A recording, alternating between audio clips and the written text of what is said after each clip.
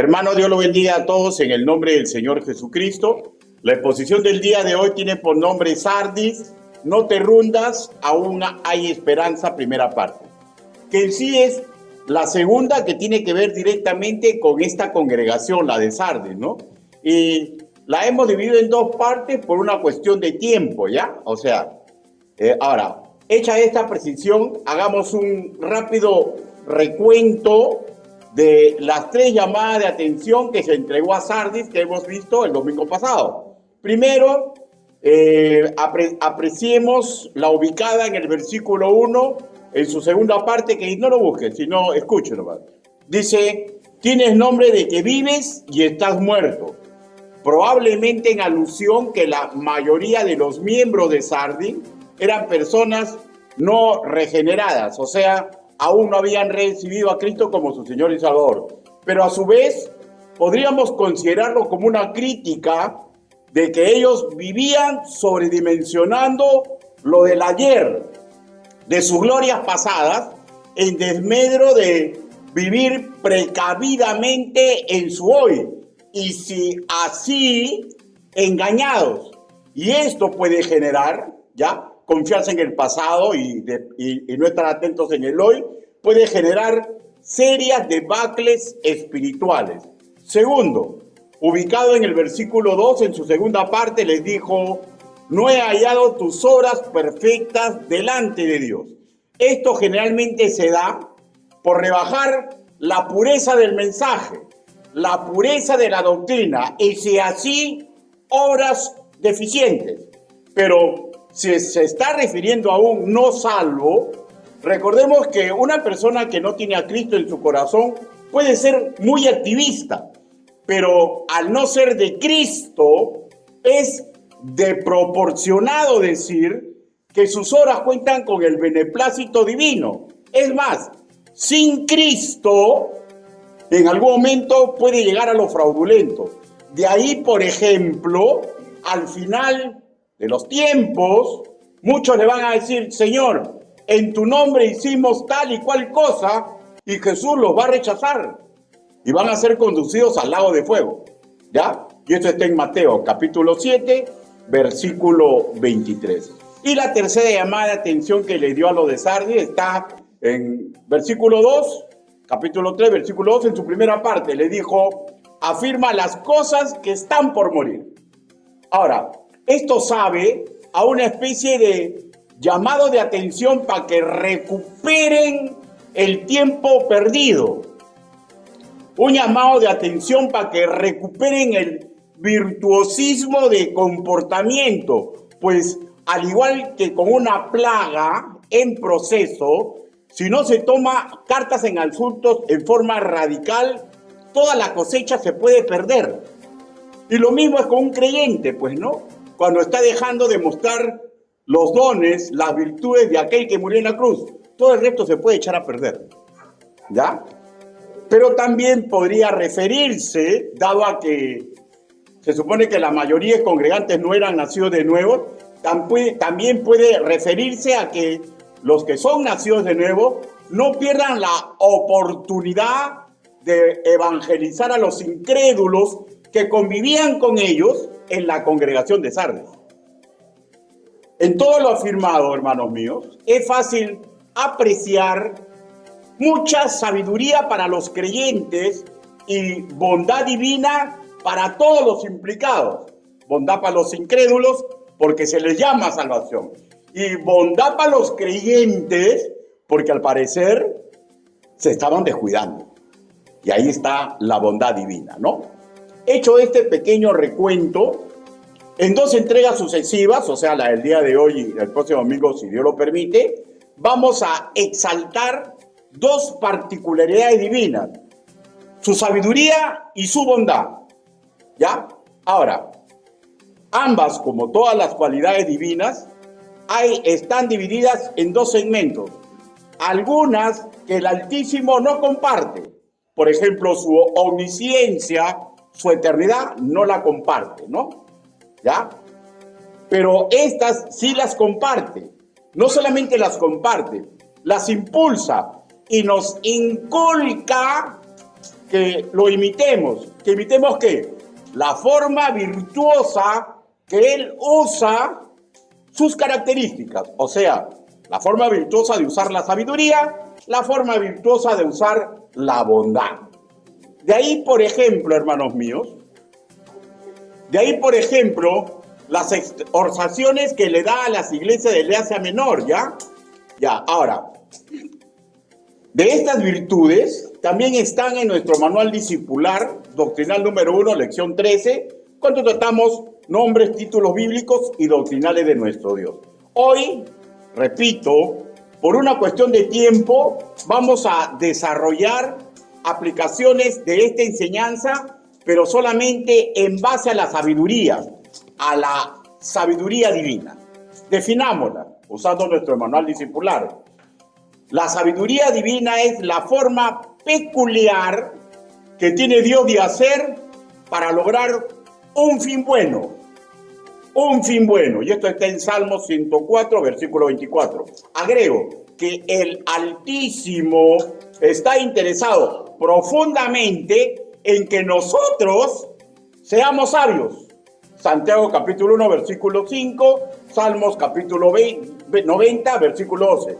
Pues ser sabio es sumamente importante para expandir el evangelio de vida. Proverbios capítulo 11, versículo 30. El que es sabio gana almas, ¿no? Y también para nuestro buen testimonio. Y eso lo podemos ver en Colosenses capítulo 4, Tito capítulo 2, versículo del 5 al 8. ¿No? La consecuencia práctica que se desea lograr es que con su sabiduría llevemos la obra encomendada a su iglesia. Santiago capítulo 3, versículo 17. Por tanto, ¿ya? Él impulsa que aquilatemos su sabiduría y que lo imitemos.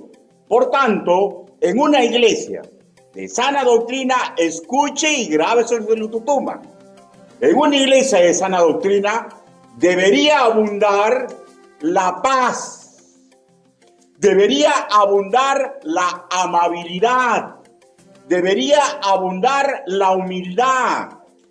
Una iglesia que tiene que ser llena de misericordia, de buenos frutos, sin incertidumbre ni hipocresías. ¿Ya? Eso es lo que Dios quiere para una iglesia, que imitemos sus virtudes.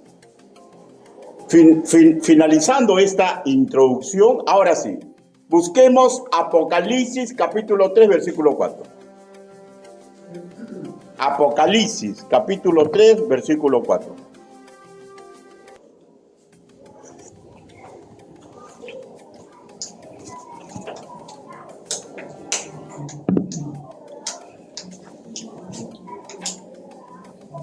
¿Lo tenemos?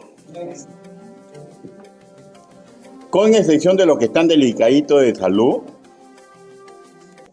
pónganse de pie. Apocalipsis, capítulo 3, versículo 4. Nos vamos a enfocar en la sabiduría del Señor, ¿ya? Actitudes y cosas que vamos viendo que son sabias y que tenemos que perpetuar, que no debemos olvidarnos de ellas. Apocalipsis, capítulo 3, versículo 4. La palabra del Señor dice así: pero tienes unas pocas personas en Sardis que no han manchado sus vestiduras y andarán conmigo en vestiduras blancas porque son dignas. A la voz de tres, todos juntos. 1, 2, 3. Pero tienes unas pocas personas en Sardis que no han manchado sus vestiduras y andarán conmigo en vestiduras blancas porque son dignas. Palabra de Dios. Incline tu rostro, por favor.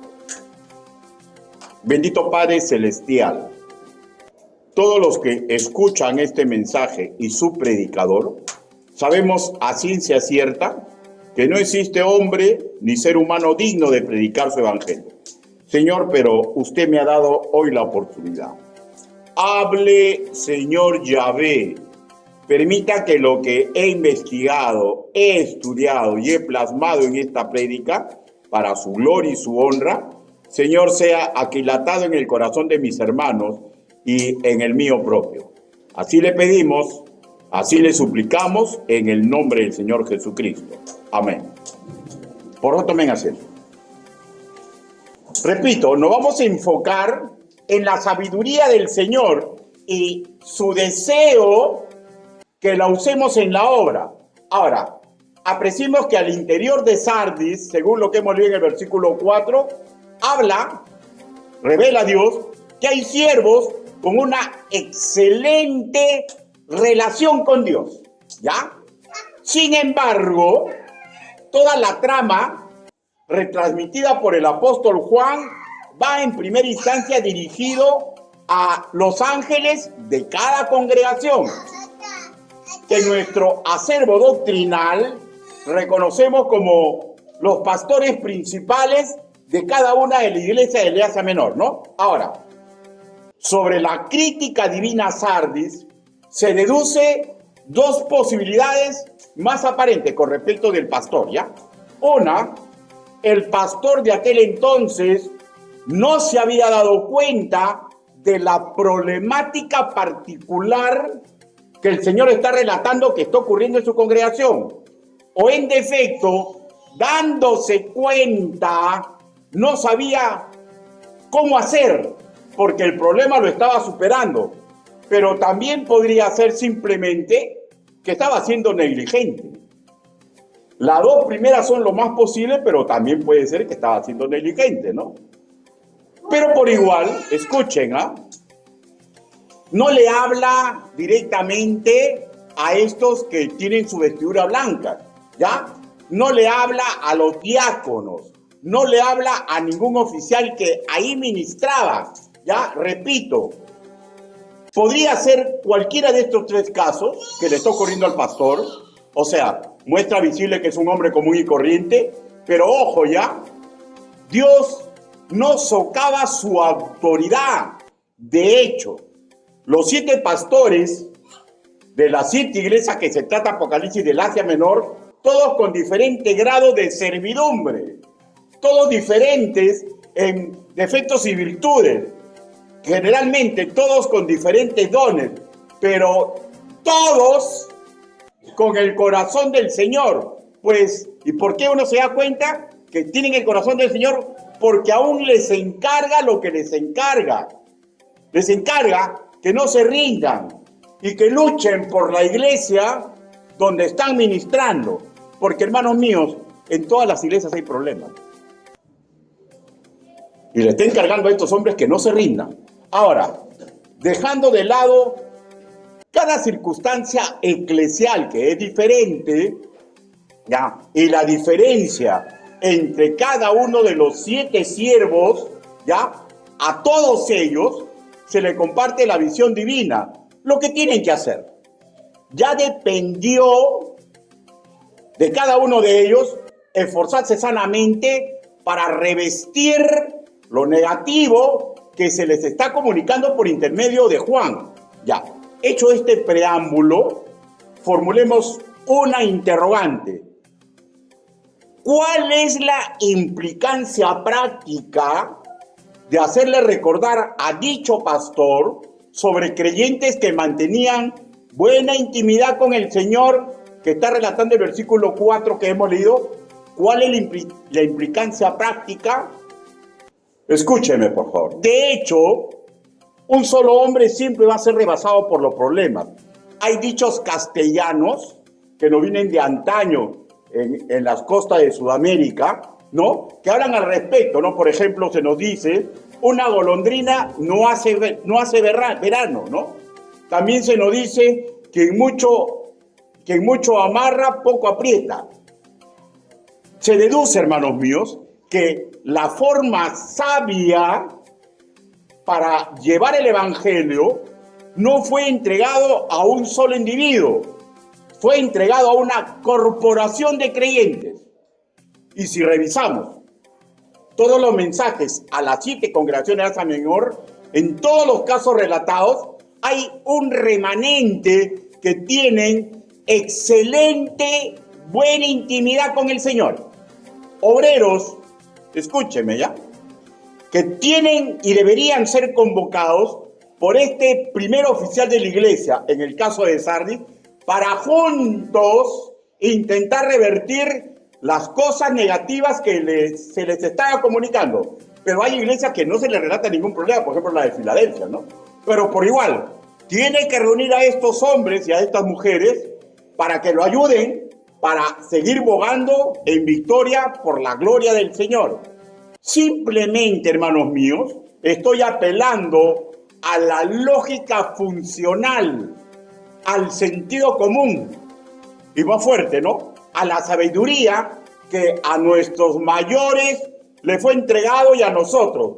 ¿De qué estoy hablando?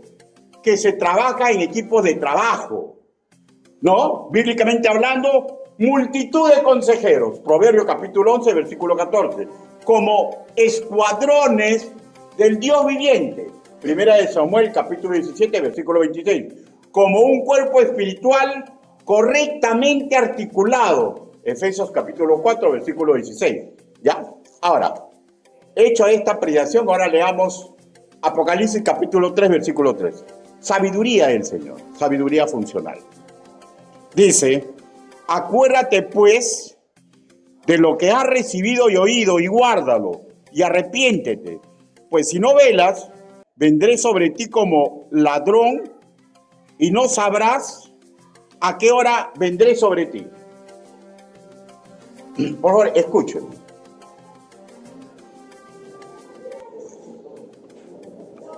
También se puede apreciar que a todos los implicados que están en déficit se les está dando la advertencia de la posibilidad que el Señor discipline, escúcheme ya por favor, a los que hacen caso omiso a la voluntad retransmitida por Juan, que se lo entrega al ángel, al pastor de cada iglesia, y ese pastor le comunica a su iglesia. ¿Ya? Está advirtiendo. Ahora, lo que acabamos de leer, repito, a lo de Sardis, ¿no?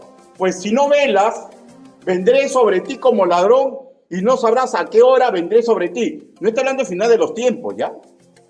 Le está advirtiendo que los que escuchen el mensaje que se le está transmitiendo y se hagan los loquitos, van a sufrir disciplina. ¿Ya? Seguimos. Pero fue lo mismo antes, pues, ¿no? A lo de Éfeso le dijo así, capítulo 2, versículo 5. Con sus propios problemas, con su propio pastor, le dijo así, haz las primeras obras, pues si no, vendré pronto a ti y quitaré tu candelero de su lugar si no te hubieras arrepentido. Otra vez, advertencia. ¿Ya? No está hablando que van a perder la salvación, le está hablando de quitarle el candelero. O sea, ¿de qué estamos entendiendo? Su prestigio. Y probablemente que puede hacer que cese ahí la obra. ¿Ya? El Señor es el Señor. Él hace lo que cree conveniente. A lo de Pérgamo, capítulo 2, versículo 16, le dice así.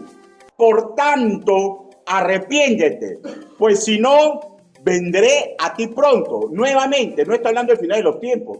Está hablando que Él es el dueño de la obra, Él es el que la mantiene y Él es el que disciplina a sus hijos. ¿Ya? Y mediante el mensaje retransmitido a Tiatira nos hace ver que a cada uno dará de acuerdo a sus obras. Capítulo 2, versículo 22. Hermanos míos, el Señor no nos salvó para que nosotros indolentemente no apoyemos la obra por la cual Jesús murió en la cruz. ¿Ya? Y por favor, asimilemos esto en nuestra mente y en nuestro corazón. El Señor no solamente llama, no solamente salva, también entrega trabajo por hacer, ¿ya? Y les voy a decir que es una situación extraña al Evangelio, situación extraña a los registros neotestamentarios, ¿ya? Creyentes que no se comprometen con la obra del Señor, ¿ya? Es algo extraño al Evangelio. O sea, una persona que no trabaja para nada y no se preocupa por nada, es algo extraño para el Evangelio. Usted está comprendiendo lo que estoy diciendo, ¿no? Es algo extraño en el Evangelio. Y tendría que examinarse. Porque si no quiere trabajar para nada, no quiere hacer nada, solamente quiere venir de vez en cuando o venir puntualmente todos los domingos, pero no quiere hacer nada más, es una figura extraña del Evangelio. Y cada uno tiene que autoexaminarse, ¿no? Porque Él a todos llama a trabajar. Yo espero ser muy claro. Yo sí sé que soy puramente claro, ¿ya? Escúchenme, por favor. Hay bendiciones generales para todo hijo del Señor. Pero, por favor, no esperemos premios si estamos languideciendo en la obra de Dios. Es penoso, repito, que algunos creyentes hayan sintetizado su labor eclesial a solo ir el domingo al culto del Señor y no más. Aparte que es una figura extraña el Evangelio, se puede aceptar en un niño de la fe. Pero una persona que ya tiene tiempo en las cosas del Señor, es algo raro para el Evangelio. Sumamente raro. ¿Ya? No vemos registro escritural de un comportamiento así, de un verdadero nacido de nuevo. De hecho, hermanos míos, un pastor de cualquier congregación de sana doctrina convoca de diferente forma, diferente manera, a que todos los creyentes se unan al trabajo, pero a su vez estipula requisitos por cumplir. Ahora, la resistencia, por más pasiva que sea, escúchenme, no es resistencia al pastor, es resistencia contra Dios, porque Dios le da la visión a un pastor y el pastor retransmite la visión a la iglesia, y si la iglesia no quiere trabajar detrás de esa visión, no es resistencia al pastor, están resistiéndole a Dios. Porque a las iglesias le dice, si no velas, es advertencia al creyente. Haz las primeras obras, es también un mensaje a los creyentes. Arrepiéntete, pues si no, vendré a ti pronto, también lo es. Un amo, hermanos míos, de Dios es nuestro amo, aparte que mi padre espiritual, ¿ya? Un amo, cuando parece que suplica, simplemente está siendo amoroso. Un amo que da razones de por qué dice las cosas, simplemente está siendo amoroso. Y escúcheme, ¿ya? Un amo que corrige lo que tiene que corregir, también está siendo amoroso. ¿Ya? ¿Por qué? Porque el padre que ama disciplina al hijo. ¿Ya? Con respecto a la problemática que se debería enfrentar en Sardis, que estaban como dormidos, que estaban como despreocupados, y a todas las congregaciones de Asia Menor, ¿ya? A todas le da un mensaje, ¿no? O sea, lo que tienen que hacer, ¿no? A lo de Éfeso los insta a que recuperen su primer amor, capítulo 2, versículo 4. A los de Pérgamo les dice que necesitan luchar contra los practicantes de las aberraciones de Balaam, capítulo 2, versículo 14. A los de Teatira, que deben enfrentar las perversiones de una falsa profecía, capítulo 2, versículo 20. Y en línea general, a todos los hermanos de Cristo, con el pastor a la cabeza de las 7 iglesias de Asia Menor, les hace recordar su responsabilidad que deriva, escúcheme ya, de escuchar el mensaje divino, con las siguientes palabras: el que tiene oído, oiga lo que el Espíritu le dice a las iglesias. ¿Ya? ¿Usted sabe cómo vamos a ser juzgados los creyentes? Mediante la palabra que nos ha sido predicada. Y eso es lo que nos va a acusar. No para perder la salvación, sino que cuando se abran nuestros libros, ¿no escuchó que la palabra no cae vacía? ¿Cómo creen que las personas que van a ser al infierno van a ir? Porque no va a haber ningún ser humano que pueda decir, a mí no se me habló de la salvación. Y no va a haber ningún ser humano que pueda decir, yo no comprendí. ¿Saben por qué? Porque el Espíritu Santo hace que las personas comprendan clarito. Pero ya depende de cada uno.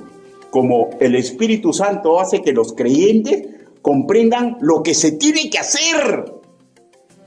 Pero si no quieren, no lo hacen. Y nadie se va... Yo no me enojo. ¿Por qué me voy a enojar? Si yo soy un sirviente del Señor. Mi amo verá lo que hace en su momento oportuno.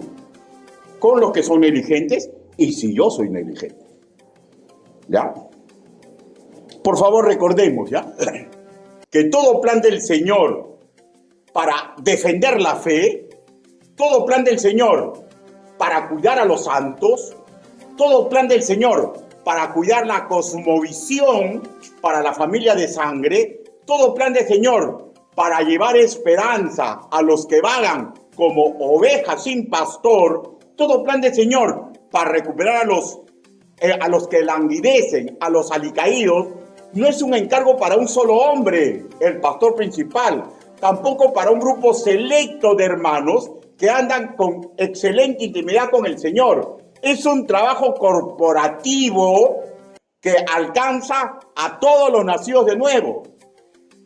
Y así como los pastores y misioneros se le pone un estándar mínimo para servir y que tienen que mantener, que está en 1 Timoteo capítulo 3, versículo 2 al 7, Tito capítulo 2, versículo 6 al 9, también se le pone un estándar mínimo a los diáconos que tienen que lograr para ministrar y que tienen que mantener. 1 Timoteo capítulo 3, versículo 8 al 12, y lo mismo a todos los creyentes camino a madurez. ¿Por qué? Porque hay un estándar mínimo para servir. ¿Cuál es? Mateo capítulo 3, versículo 15. El Señor Jesús, antes de ejercer ministerio público, se bautizó, ¿ya? Y eso es lo que se le pide a los creyentes. Ahora, si un creyente nacido de nuevo sabe eso y se les está diciendo, disipúlense para ser bautizado, disipúlense para ser bautizado, pero R con R guitarra, R con R cajón, no lo van a hacer, ¿a quién están resistiendo? A Dios. Porque en la práctica no quieren trabajar para su Señor, porque están trabajando para ellos mismos. ¿Ya? Ahora, es necesario imperativo someternos a la sabiduría del Señor y a las sanas costumbres eclesiales de cómo hacer las cosas para procurar el bien. El Señor Jesús era Dios y él antes de empezar su ministerio, él era Dios, hermanos míos, él no tenía pecado concebido, ni siquiera ni concebido ni producido. Sin embargo, se bautizó. ¿Se acuerdan lo que le dijo Juan el Bautista? Pero, ¿yo cómo te voy a bautizar si yo necesito? Y él le dijo, es necesario que lo hagamos para cumplir toda justicia. O sea, está dando un precedente. Por tanto, es necesario que un creyente, para que trabaje articuladamente en una iglesia, primero se bautice. Y las costumbres eclesiales de cada iglesia de sana doctrina generalmente dice discipúlate. Discipúlate. Ahora, ¿cómo hacer las cosas? Vamos a poner de ejemplo lo que el patrón de comportamiento que se le pidió a Josué, ¿ya? A Josué se le da un objetivo en bien de su familia. Recuerden que el pueblo de Israel son hermanos, primos, sobrinos, es su familia, ¿ya? Le dice, en Josué capítulo 1, versículo 6, le dice, tú vas a repartir bendición. Él iba a repartir bendición. De hecho, ¿a quién? A su familia, al pueblo de Israel.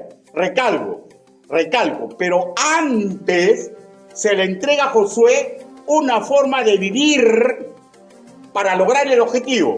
Una forma de vivir para lograr el objetivo. El Señor le dio un principio de vida en 3 estamentos de comportamiento. Primero le dice, esfuérzate.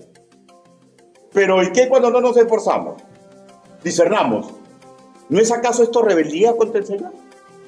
Segundo, sé valiente. Pero ¿y qué cuando no lo somos? Discernamos. ¿No es esto falta de fe en el Señor?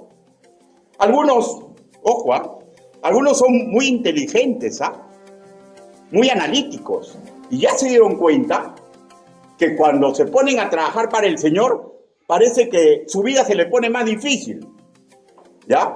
Entonces, en un análisis completamente humano, dicen, ¿para qué me voy a comprometer? Se me hago el loquito, porque quiero tener mi vida fácil. Ya se dieron cuenta de que cuando te conviertes con el Señor, parece que comienza el terremoto, maremoto, todo se te mueve. Y dicen, no, yo para qué, eso es para otros. ¿Ya? No son valientes. ¿no? Porque son retos que tenemos que asumir. Hay que ser valiente. Y tercero, se le dijo, no te apartes ni a la izquierda ni a la derecha. Y esto es un claro llamado a obedecer, a no rebajar la moral. Escúchenme.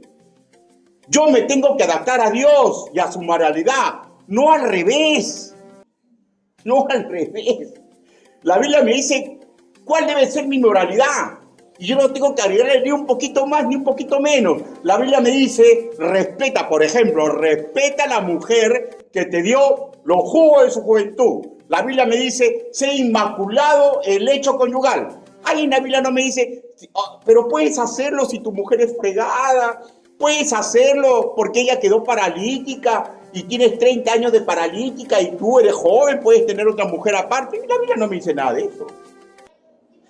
No me dice nada de eso. Me dice simplemente, no te apartes ni a tu izquierda ni a tu derecha. Y si le dice al hombre, también le dice a la mujer, por si acaso. ¿No es cierto? Porque eso no te apartes a la izquierda y a tu derecha, vuelvo a decir, si él va a repartir bendición a su familia, él no tiene que buscar que la Biblia se adapte a él. Él o ella tienen que adaptarse a la moral de la Biblia. El objetivo central de nuestro cristianismo es adorar y alabar amorosamente a Dios. Mateo capítulo 22, versículo 36. Y el segundo es parecido al primero. Mateo capítulo 22, versículo 39. ¿Cuál es el segundo? Amarás a tu prójimo como a ti mismo. ¿No es esto repartir bendición a los demás como yo fui bendito? ¿No apreciamos acaso el paragón con lo que se le pidió y lo que se esperó con Josué? Escuchen, por favor. Es una figura extraña al Evangelio, a los registros neotestamentarios, un nacido de nuevo que no le nazca y busque servir articuladamente en la iglesia local donde congrega. Es una idea extraña a los evangelios. ¿Ya? El Señor pone el sentir y el hacer. Y es rebeldía en un verdadero nació de nuevo, despreocupadamente no prepararse, despreocupadamente alejarse de la trinchera donde otros hermanos, generalmente los que tienen una excelente relación con el Señor, se queman y se queman y se queman y se queman. Una actividad, ellos están. Y no porque la puerta se les cierra a los demás, sino que los demás no quieren trabajar para el Señor. Ah, no, pastor, pero yo sí quiero trabajar. ¿Cumplen los requisitos de la iglesia? No, eso es melocotón con merluza. Eso ya no se usa. Criollos no quieren hacerlo. ¿Qué se puede hacer? ¿Rebajaremos la moral para hacer que todos sirvan? Porque cuando yo llegué a esta iglesia les dije, todos van a servir. Y yo no pienso eliminar a nadie. Pero si no cumplen con los requisitos, ¿qué podemos hacer? ¿Qué podemos hacer? No nos sentamos cómodamente en butaca para recibir bendición. En la cosmovisión divina, nuestra servidumbre es un proceso que madura cuando nos acostumbramos a ser canal de bendición a los demás. Porque más bienaventurado es dar que recibir. Pregunto, ¿qué de virtud tiene un cristianismo que no se esfuerza? ¿Qué de virtud tiene un cristianismo que no es valiente? Por tanto, no cumple el rol que se le pide. ¿Qué virtud tiene un cristianismo que no lucha por vivir con la moral escritural? Ahora, recalco ya, la Biblia no nos pide perfección, ¿eh? Porque perfecto ninguno de nosotros. Pero lo mismo que le dijo a Josué aplica para nosotros, pues. Esto es sabiduría divina para bendecir y ser bendecido, para ser benditos y bendecir a las nuevas generaciones. Un pastor, hermano mío, que fue el caso en Sardis, fue el caso en todas ellas, es puesto en una iglesia para llevar bendición, para hacer ejemplo a los demás. Pero de la misma manera, Dios ha puesto el sentir y el hacer a un grupo selecto, ¿ya? Para que sea sus equipos de trabajo, para que se queden por la gloria y la honra de Dios. Pero el proceso no termina ahí, pues, porque si no sería elitismo. El proceso abarca a todos los nacidos de nuevo, para que toda una iglesia trabaje como una familia. El papá sale a trabajar, la mamá cocina, un hijo limpia, el otro va a comprar al mercado y el tercero me avisan cuando está la comida. Me avisan a qué hora es dormir. Mi cama está sin tender, mamá atiéndemela. Es que así es una familia. O todos ayudan de acuerdo a sus posibilidades. ¿Y qué pasa en una iglesia? Cuando se han acostumbrado solamente a venir, sentarse y volverse a ir. La Biblia es muy linda, ¿ya? ¿Sabe lo que dice la Biblia? Que esos son bendición para nosotros. ¿Y saben por qué? Porque nos hacen sacar paciencia, nos hacen sacar ternura, nos hace esforzarnos para que comprendan. Pero al final de los tiempos, el Señor a cada uno le va a llamar la atención. Por ejemplo, a mí me va a decir, ¿tuviste ternura con ese hermano? No. ¿Lo flagelaste? No. Yo te puse ahí para que lleves bendición. ¡Ayúdalo! ¿Y ustedes creen que a los que creen que son bacanes no les va a decir nada? ¿Creen ustedes eso? ¿Creen que Dios tiene favoritos? Dios no tiene favoritos. Esforcémonos, hermanos míos.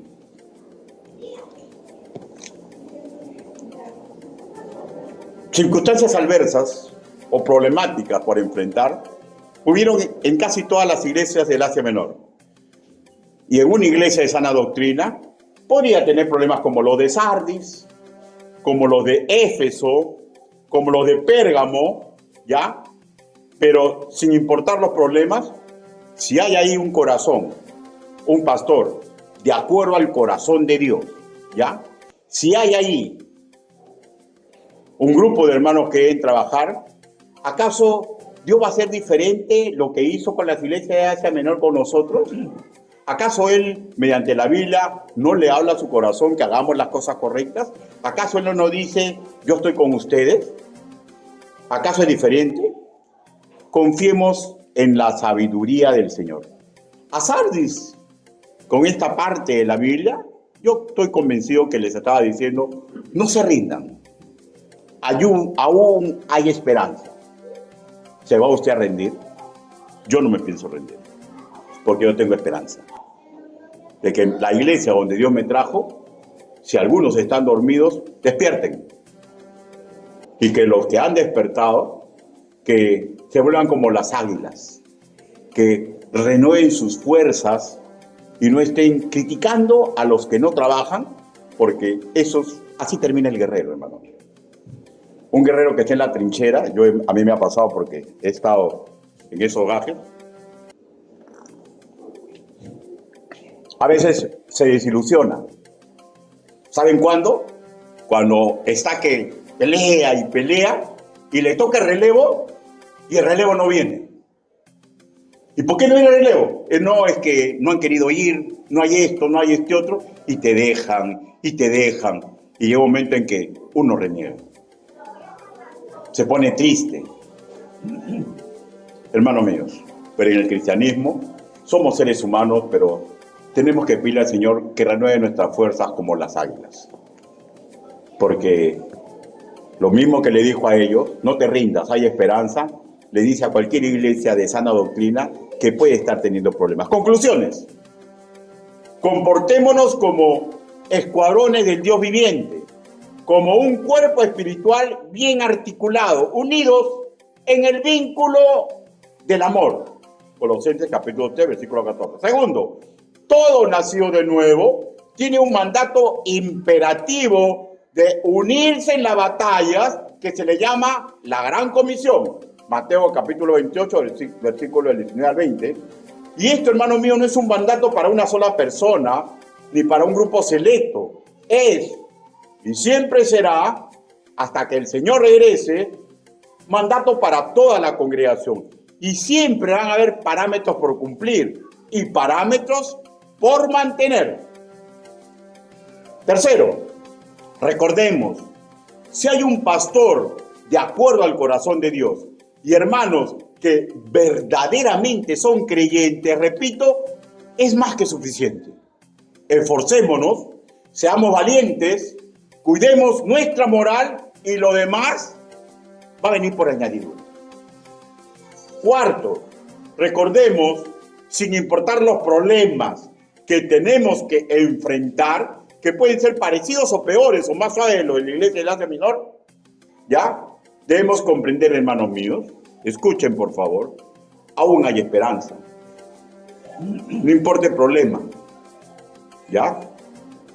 Eclesial ni familiar que vivamos, Jehová da la sabiduría y de su boca viene el conocimiento y la inteligencia.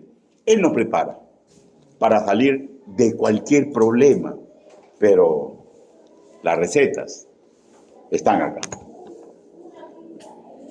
Para terminar, hermanos míos, busque Salmo 111, versículo 10, y conforme lo van hallando, se ponen de pie para leerlos y dar por terminado este mensaje. Salmos, capítulo 111.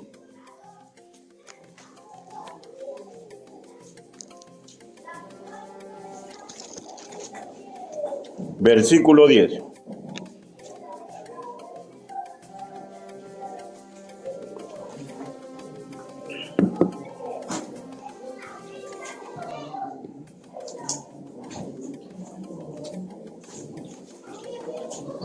Salmos, capítulo 111, versículo 10. ¿Lo tenemos, hermanos? Todos juntos a mi voz. 1, 2, 3. El principio de la sabiduría es el temor de Jehová. Buen entendimiento tienen todos los que practican sus mandamientos. Su loor permanece para siempre. Palabra de Dios. Inclinen su rostro. Vamos a orar. Bendito Padre Celestial, gracias, Señor, por cada palabra, cada mensaje de esperanza que usted nos entrega mediante las Escrituras. Gracias, Señor, por aprender, mi Dios Santo, que las iglesias del pasado tuvieron problemas, para, Señor, comprender qué problemas siempre van a haber. Gracias, Señor, por su infinita sabiduría que nos entrega cómo trabajar, cómo hacer la obra. Gracias, Señor, porque usted es sabio y nos ayuda a que seamos sabios. Quiero hacerle una invitación. Puede ser que usted aún no ha recibido a Cristo como su Señor y Salvador. Y usted desea saber cuál es el camino.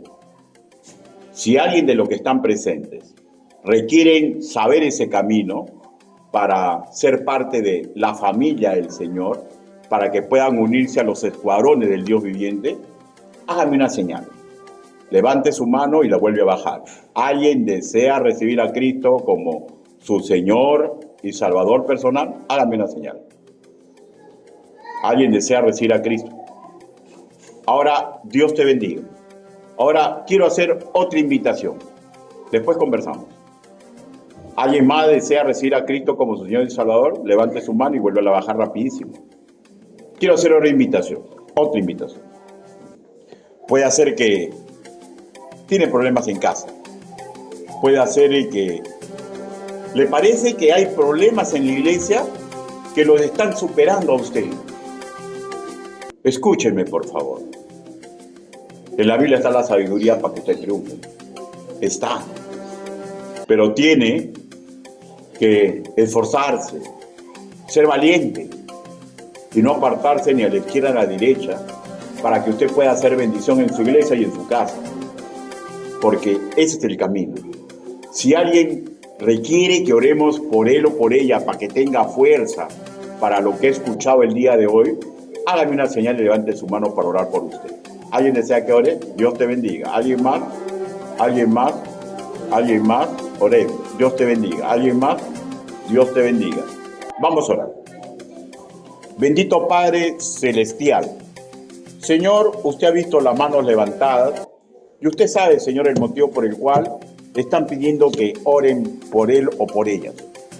Gracias, Señor, porque usted les ha puesto este sentido.